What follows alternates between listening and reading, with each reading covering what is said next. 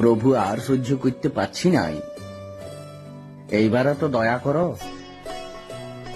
আর কতদিন এমনি রোদ দিবেন? এই তো জ্যৈষ্ঠ মাস চলছে, আষাঢ়টা তো এখন গোটাই বাকি। তাইলে তোমার একটু পাওয়ারটা কমাইন দাও।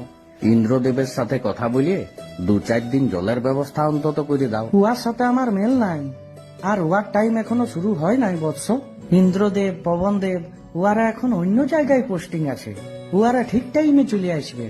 এখন চলে আইলে সিস্টেম গোলমাল হইতে পারে। কিন্তু প্রভু সিস্টেমের নামে আমাদের হুড়কা জাম হয়ে যাচ্ছে। ধৈর্য ধর পাগল, ধৈর্য ধর। এত রোদ দিছ যে বাহির বিধাইতে পারছি নাই। বাহির বিধাইলে মুখটো পড়া বাগইনের মতন হয়ে গেছে। কিচ্ছু করার নাই, তোরা পরিবেশ দূষণ করছিস, গাছ লাগার থেকে বেশি কাটিয়ে দিছিস। আমি কিন্তু গাছ লাগাইছি সূর্যদেব। ভালো কথা, কিন্তু দু একটা লোক গাছ লাগালে কি লাভটা হবে? আমি এই বছর 10টা আমের আঁটি পুঁতেছি। এই বর্ষাতেই সেইগুলাতে নতুন গাছ হবে। ওইটুকুতে কি হবে? অনেক গাছ লাগাইতে হবে, তবে যায় আমার রাগ ঠান্ডা হবে।